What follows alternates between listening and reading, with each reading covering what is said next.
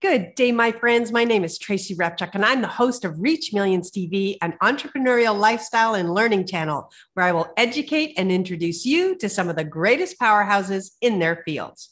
As an entrepreneur for over 37 years, I've had the good fortune to appear in Forbes over 27 times, speak in 39 countries, appeared on NBC, ABC, CBS, Fox, won awards from the Senate, the Assembly, the White House, and President Obama, written 9 #1 bestsellers. And from that journey, I reached millions with my message. So I wanted to show you and introduce you to the people that can help you to find more leads, make more sales, and reach millions with your message. You can find out more about me at tracyrepchuk.com and reachmillionsacademy.com. Today's topic is the sales cycle explained. And it's really important, I think, to address what I'm about to talk about, because there is so much confusion in the marketplace that I feel it literally paralyzes companies from moving forward. Okay, so let's take a look at what we're going to cover today.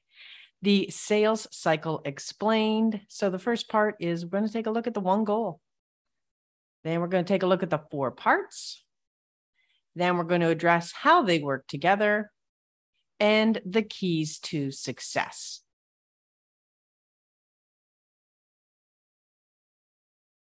Okay, so that one goal, let's take a look at it. Drum roll, real simple. More income for the business. That's it. That's your entire goal at the point of sales. So then let's take a look at where the confusion starts. And that is the difference between sales and marketing. So sales departments think in shorter time frames, and their aim is to hit quotas and move products efficiently from the company to the consumer. Marketing focuses more on the long-term goals, such as cultivating customer relationships and how the product or service fills the consumer's needs or wants. Now, often what happens here is sales will say, well, I can't do anything because we don't have any marketing. Okay. So this really is the very first, whether I call it myth, whether we call it kind of a barrier to your success within your company, because you're going to find out that there is only one driver on this train. Okay, so let's take a look at the 4 parts. And when you understand the kind of the purpose and what the elements of these 4 parts, that's where you're going to get some clarity. And when you get some clarity, that's where you're going to be able to really focus in on what's important. So there are 4 parts, and they are prospecting, lead generation, marketing, and sales. So let's take a look at the first one, prospecting. So prospecting is an activity usually carried out by a sales rep on a one-to-one basis. The idea is to generate interest from targets who may not know who you are. So the types of business-to-business prospecting activities that sales rep engage in include cold calling, personal emailing, and LinkedIn and Facebook direct messaging. These are what's really current and happening today. Now, often the 2 things that get confused are definitely prospecting and lead generation. So prospecting, what you're starting to do here is look for people to sell to. And this is why it is the sales reps activity, and it is their first activity. In fact, in the very first elements of a sales cycle, it begins with prospecting. So now you start to look around for, does the prospect fit the company niche? Does who you're looking at in front of you fit the product that you're trying to sell? And if not, you move on to the next person. You take a look at things like, what's the company size? You take a look at, are you dealing with the decision maker or the influencer? Because if you're not, then it's going to be very hard for you to get money from them because they don't have the authority to do that. And then, is the prospect aware of problems and solutions? So are you talking to that person that is experiencing the problem, so can therefore influence the buying decision? This is kind of that cycle of prospecting.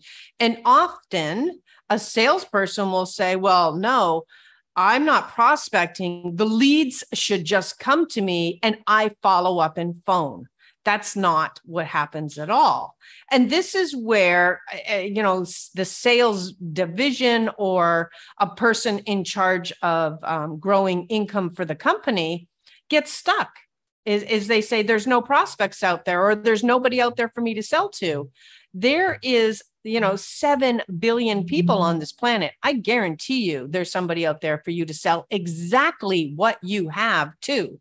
You just got to go out and find them. That's your job as part of the sales cycle, is to prospect. And that is like being that hunter dog, right? That goes out and sniffs up the duck so that the hunter can, in this case, shoot the duck. That's what you're doing. And as a salesperson in a small company, you're sometimes fulfilling both of these roles. Now, the second part of the kind of that sales cycle is lead generation. So lead generation is the process of converting a potential customer into leads by persuading them to give you their email address. So this is typically done by implementing a lead generation funnel. So you create a lead magnet, you create that landing page for the lead magnet, and then you drive traffic to that landing page. And then, of course, they fall through your funnel. This is definitely where a lot of confusion exists between prospecting and lead generation. And that prospector says, well, where are my leads, right? Now, lead generation is but one piece of that kind of cycle. And in fact, it's a little bit more of the piece that kind of starts to fill a pipeline and nurtures on autopilot. But here's the thing, it cannot replace prospecting unless you already have a full pipeline. So if you don't, you have to go off and be that hunter dog and go and get the lead. And then simultaneous is the running of the lead generation, so that when it produces a possible or potential qualified lead, it then hands it off, to the sales department. And then, yay, you get to get on the phone or do whatever it is so that you can close that sale. It's definitely easier to have a lead handed to you, but in the real world, that often isn't the case on how it works, unless you're in a very large company that has already got all of these elements in place and running at a high function. So the top 3 channels for lead generation are going to your email list, leveraging your website, and search engine optimization. So that means that people are searching for the problem that you solve, and you have your website or YouTube video or other things so well optimized that they ultimately end up at your location. Now, for most companies, having an optimized website and very high level search engine optimization, whether that be through YouTube, whether that be through blog posts, is rare. And so you're really, really leveraging or depending on your email. Now, where does that website help? It helps, of course, to clarify to people, what it is that you do, who you are. It is almost a marketing tool that helps with the sale, but very rarely, of course, does it result in the sale.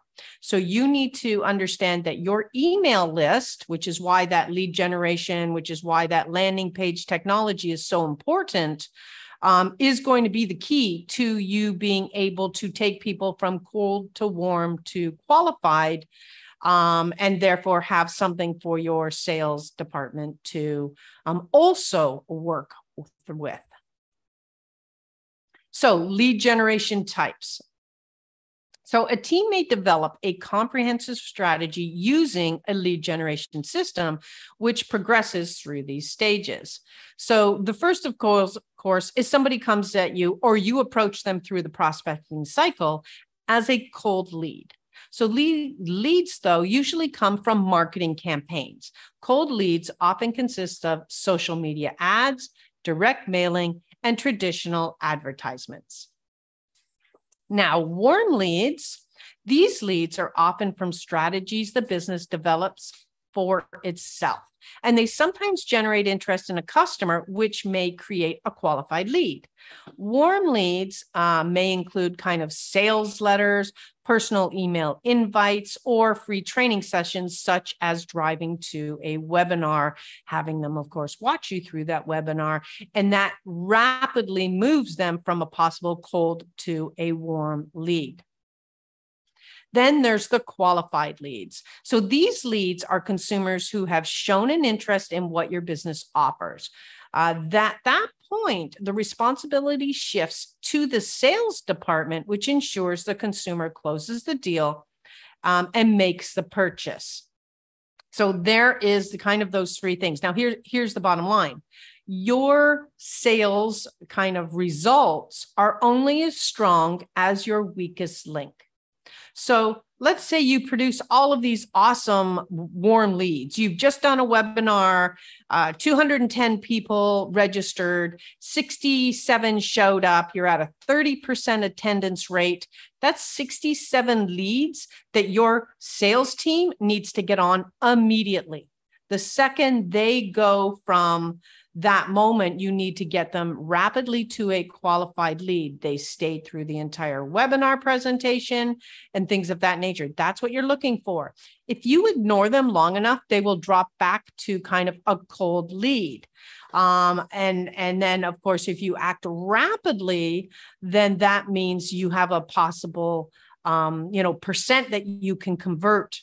And it's usually around the 10%. So if you had 67 people there, you should really get 5 sales from a very good rapid follow-up.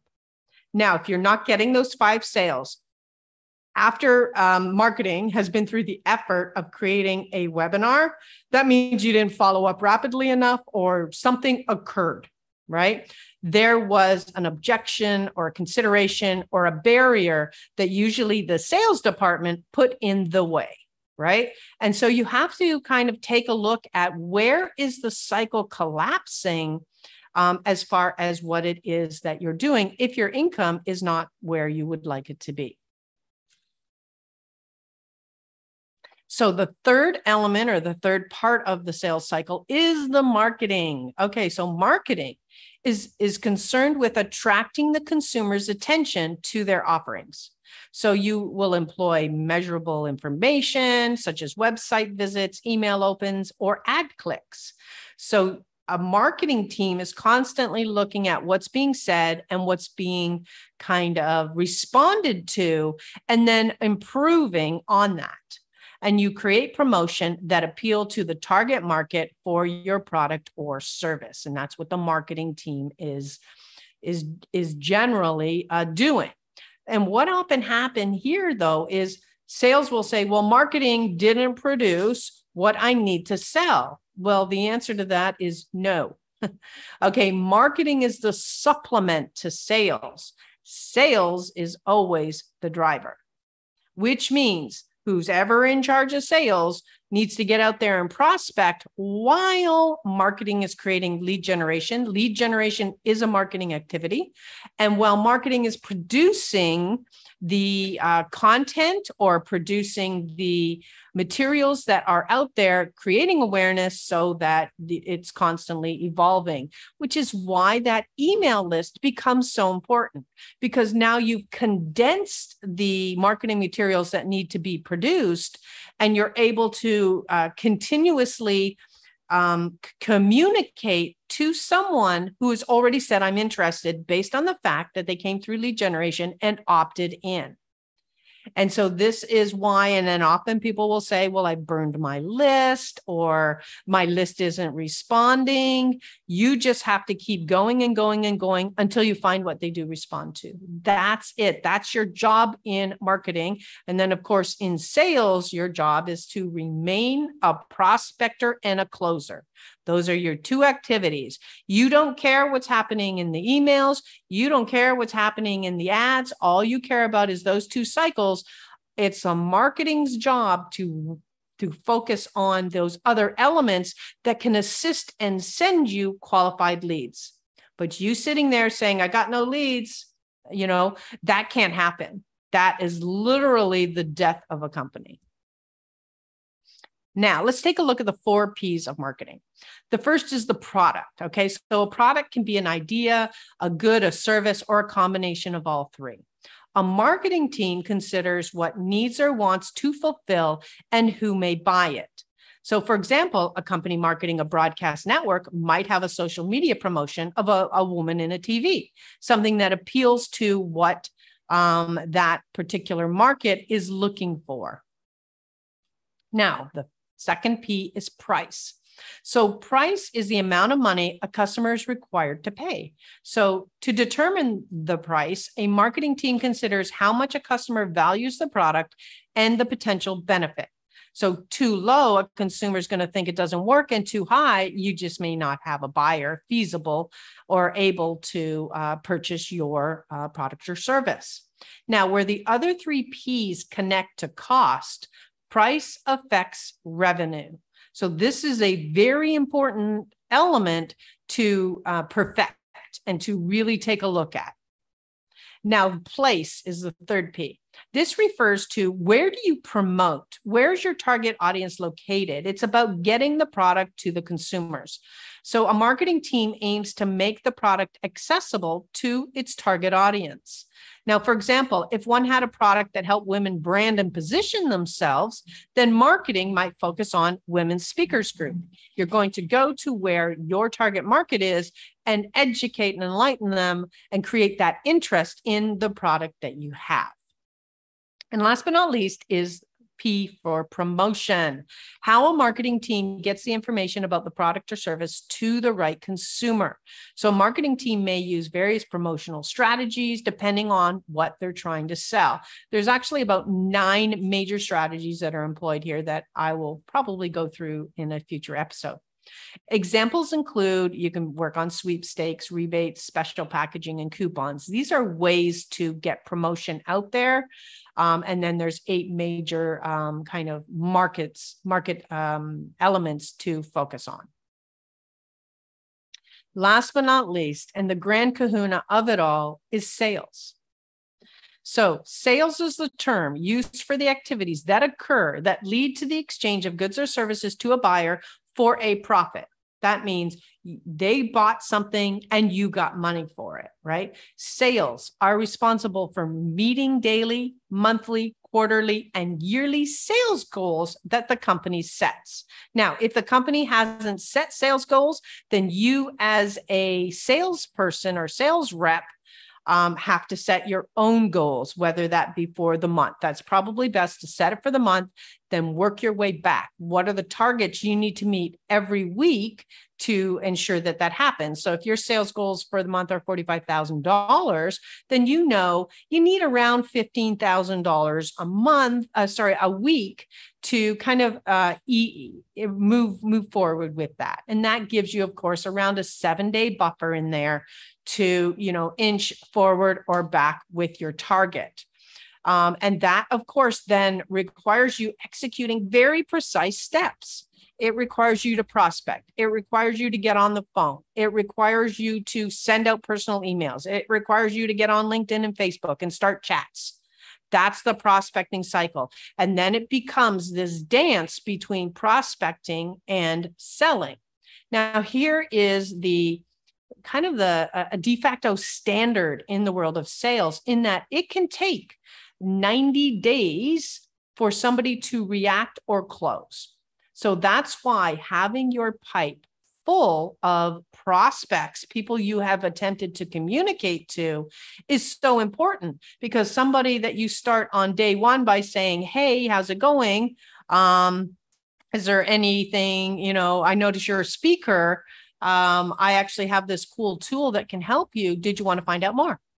Right? And then you move to the next and the next and the next, and you fill the prospects. Now, here's the other fine line you have to address. And that is, you have to spend half your time prospecting and half your time on the phone. If you inch towards one or the other constantly, then you're going to dry up again, right? If you're never prospecting and you're always just on the phone, then ultimately you're going to turn around and there are no more leads for you to call. If you're constantly kind of just never really focusing on the prospecting part, and you're sitting there waiting for the phone to ring or waiting for somebody, that's of course another problem, right? You will never, ever hit your quarterly, your daily, your weekly, your monthly goals for yourself if you're a solopreneur or the company, if you aren't engaged actively in those two activities. And so you may say, well, where does marketing and lead gen come into this? They're secondary to sales, period. Okay. Let's take a look at how they work together.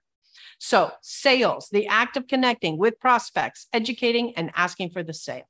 That's it. That's your task. It's super simple. Okay, so sales, it's led by a sales team or your own. The first step of sales is, of course, prospecting. You're going to find people qualified as potential customers. The process of finding customers is what prospecting is, and it relies on manual efforts. So this is where I always think about, my roots and where I began way back in 1985 as a software developer, right? There were no sales. There were no marketing per se. What there had to be was us kind of saying, okay, who are we approaching? What's the product that we have? And how do we find them, or where do we find them? And I'm going back to the days of the yellow pages, right? There was none of this kind of automation cycle that exists now in lead generation, right? It was sales, sales, sales, sales, and marketing. So lead generation, was the harder piece. And now that we have this incredible form of automation through landing page and email technology, this has made our life simpler. So that should mean that sales should be skyrocketing for companies, and it's not.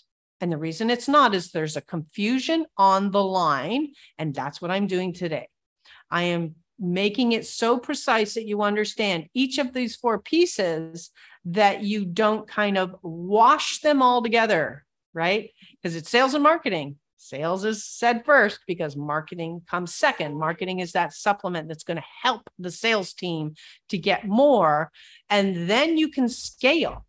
At the way we are right now, right? It's very difficult to scale. This is where that lead generation cycle allows us to expedite and scale. So let's take a look at marketing. That is the act of creating an interest and awareness in a product or service over the competition. So that's really you're thinking of advertising and promotion and things of that nature. Social media, of course, is very relevant. And so we'll take a look at that. So that complements with lead generation. So sales has prospecting, marketing has lead generation. So lead generation, it's led by the marketing department. It's people who have expressed an interest, which means they've opted in now to your kind of your landing page. You have their email. It's the process of attracting customers, and it relies on automated efforts. And this is how you can scale. So here's kind of those hardcore facts about selling. It takes 7 to 12 touch points to make a sale. So again, a sales department or a person who's in charge of producing the income for the company, they may call out once and say it's not working, or they may call out once and do 2 emails, say it's not working. You do not know that until you've hit them 12 times consecutively and could be rather rapidly. You know, you don't want to stretch that out to a year, or all your sales cycles are produced to a year.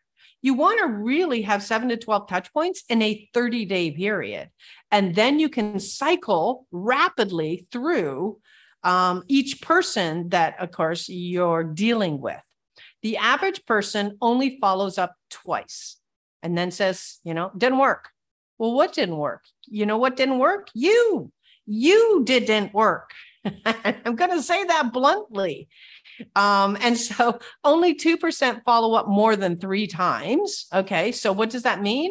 98% of your sales are being left behind because, in all honesty, we aren't in that sales-based society. It has over the years gotten a bad rap and things of that nature. And so people get afraid to call again. Right? They're like, no, I'm going to be interrupting that person. Sales people. And again, you're going to have to, if that's you in your company, if you are the income earner in your company, then you're the one that has to put that hat on and call and not care. This isn't about making friends. This isn't about being popular. This isn't about being liked. This isn't about making somebody angry that you've called yet again. And in general, I'll tell you, people don't get angry when you call them. Okay. Historically, maybe that happened. And why? Because a telemarketer, uninvited, would call in the middle of dinner. Okay. Those are the scenarios where people get annoyed, right? But in general, if you're at the point of calling somebody, they've encountered you somewhere along the lines. Okay. So you've already done that introduction. They've already said hello. And now it's okay to say hello back. And then if they don't respond, you can say hello again. Say, hey, how's it going? It's been a great week. How about you? Do whatever it is that you have to do to keep that dance going. The more rapid your response is, the faster the close. And so here's the other thing predominant in what's going on today. Because of the automation cycle, people are sitting there waiting for their schedules to be full. And so that scheduler, that online calendar where somebody says, sure, I'll talk with you Tuesday at 1 p.m. Okay. Yay. But you know what you do? Well, the second that person schedules you for Tuesday at 1 p.m., you get on the phone. You don't wait for Tuesday at 1 p.m. That's when they've said it's massively convenient. You're going to immediately get on the phone and you're going to say, hey, I've noticed you book an appointment. This is great. What did you want to focus on? Whatever, right?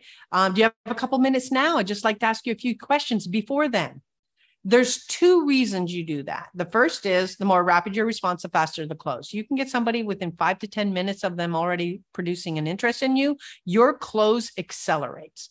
The second reason you do it is it's another touch point, right? So yes, they've got their booked appointment. And yes, maybe you just even said, hello, how's it going? What did you want to focus on? Is there anything you want me to look at before our call? Whatever it is, right? Then you can get all that data. And then that's a touch point out of the way. Yay. Maybe now you've got 4 touch points out of the way. The 5th touch point is going to be that call. And so now at that point, they might be darn close to closing. And not only are they going to perhaps be closer, but that call, that touch point you did prior to that, that actually started to build a relationship. Now they're going to like you even more. Now it's not like a sales call when you get to that discovery call scheduled appointment. It's more like another touch. It's like, hey, how are you doing this week? Excellent. Good. Well, I had a chance to look at your stuff. That type of thing. It's more casual. It doesn't feel pressure to them because they've already had a conversation with you, right? So never be afraid to pick up that phone the second they book a call with you. So what are the keys to success in all of this? The first is understanding there are 4 parts. Do not blob them together. Do not blame one on the other, although in a way, marketing, right? Marketing can blame sales, but sales can't blame marketing because sales has to be the front line. Sales is it. That's number 2. Sales is a driving activity. So the person in charge of sales is that person that has to go all gung-ho. They live, eat, and breathe for their own personal statistics. for how many calls did they make? How many prospects did they reach out to? How many conversations did they have? How many emails did they send, right? How many direct messages did they post? Whatever it is. And then bottom line at the end of that week, how much sales activity occurred. And if none occurred, you continue. You do exactly what you were doing and you ramp it up. If you did 10, you do 20, because that wasn't enough to prime the pump. And then the third key to success, marketing activities need to focus on what helps the sales department. That's their job. Their job is to help generate qualified leads by moving them through an email automated campaign, taking a person from cold to warm to qualified and handing it to the sales team. That's the job. Okay. So again, though, does the sales team wait? No. They have to prospect. That's why it's important to know that piece. And last but not least, sales starts with prospecting. If you don't have leads or prospects, go and get them. That's my advice to you today if your income is not where you would like it to be. So who wants more income? Just get ready to start. You can go to messagetomillionsmastermind.com if you need some guidance. Go to book a call, tracyrepchuk.com/calendar. Or if you'd like a free gift, head to fastactionresults.com.